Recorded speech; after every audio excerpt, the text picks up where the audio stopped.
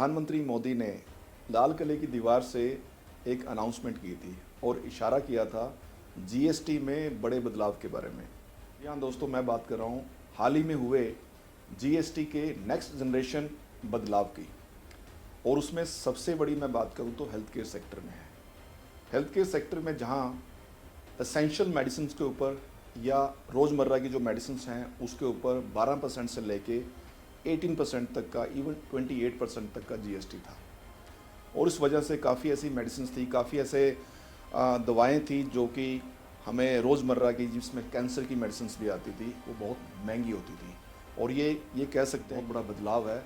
और इस गवर्नमेंट ने मेरे ख्याल से अब तक की जो ये 56th जीएसटी काउंसिल की जो मीटिंग रही है, इसको नेक्स्ट जनरेशन इसलिए बोला जा रहा है क्योंकि बहुत बड़ा बदलाव है। 99% प्रोडक्ट्स के प्राइसिंग जीएसटी 12% से घटा के या तो 5% कर दिए गए या फिर जीरो कर दिए गए। इवन लाइफ इंश्योरेंस पे तो टैक्स जीरो कर दिया है। और इसको हम सीधे तक कह सकते हैं कि ये सारा बेनिफिट उपभोक्ता को यानी कि कंज्यूमर को मिलने वाला है। अब देखने वाली बात ये होगी कि क्या कंपनी अपने प्राइस रिड्यूस करती हैं। अब जैसे हम बात करें हेल्थ केयर इंडस्ट्री की, फार्मा इंडस्ट्री की, तो जो मेडिसिन अगर मान लेते हैं कि 100 रुपीज़ का उसका एमआरपी था और वो 12% के टैक्स के दायरे में आती थी, और आज अगर उसके ऊपर 5% है तो सीधा सीधा 7 रुपये की बचत होती है, यानी कि उसका नया ही 93 रुपीज़ करना पड़ेगा कंपनी को। और ये जीएसटी काउंसिल की जो हमारा इनका एक्ट है 173 एक्ट सीजीएसटी का, उसके तहत ये प्रावधान भी है कि कंपनीज़ को अपने नए एमआरपी नए रेजिमेंट के अकॉर्डिंग करने पड़ेंगे। इवन क्योंकि अभी ये जो नए रेट्स हैं ये 22 सितंबर से लागू होंगे, और काउंसिल ने ये अगले दिसंबर तक का अलाउ किया है कि जो भी बिजनेसमैन के पास या स्टॉकिस्ट के पास जो पुराना स्टॉक होगा यानी कि पुराने एमआरपी का, वो उसका एमआरपी का जो लेबल है वो चेंज कर सकते हैं। चेंज कैसे होगा, क्योंकि सम टाइम काफ़ी बिजनेसमैन में, व्यापारियों में ये कन्फ्यूज़न रहती है कि भाई हमारे पास जो स्टॉक पड़ा है उसका क्या करें, उसका कैसे बेचेंगे।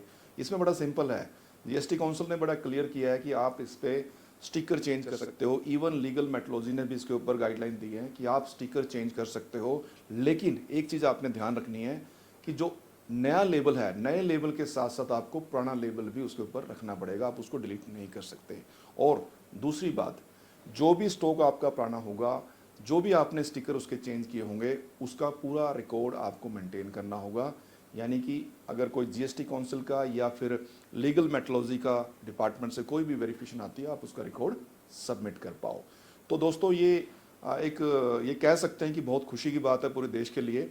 मेरे ख्याल से हिंदुस्तान यानी कि भारत हमारा एक ऐसा कंट्री है जिसमें सबसे कम टैक्स रेट है। आप वेस्टर्न कंट्री में चले जाइए, ऑस्ट्रेलिया, इवन यूएस, वहाँ पे 50% तक के रेट हैं, 50% तक के। और फिर भी पता नहीं क्यों हमारे इंडिया में हम हाहाकार मचा देते हैं 5% के रेट टैक्स के ऊपर भी। अगर गवर्नमेंट को हम टैक्स ही नहीं देंगे तो डेवलपमेंट कहाँ से होगी। मैं यहाँ पे एक चीज़ और कहना चाहूँगा, 2017 में जब जीएसटी लागू हुआ था, उस टाइम टोटल इंडिया में जो टैक्स पेयर थे, और अगर आज की हम बात करें तो लगभग 3 गुना का इजाफा हुआ इसमें। नंबर ऑफ टैक्स पेयर बढ़े हैं, इसके साथ साथ रेवेन्यू भी बढ़ा हुआ है। अब वो रेवेन्यू अगर बढ़ेगा तो कहीं ना कहीं गवर्नमेंट, हमारी जो सरकार है, वो देश की तरक्की के लिए, डेवलपमेंट के लिए पैसा खर्च करती है, और उसका नतीजा आपके सामने है भी। सो हम बधाई देना चाहेंगे एनडीए गवर्नमेंट को, प्रधानमंत्री मोदी जी को और फाइनेंस मिनिस्टर को कि जो इतना बड़ा नेक्स्ट जनरेशन का ये जो रिफॉर्म लेके आए, और उम्मीद करते हैं कि इसका बेनिफिट आम पब्लिक को, आम जनता को हो। धन्यवाद।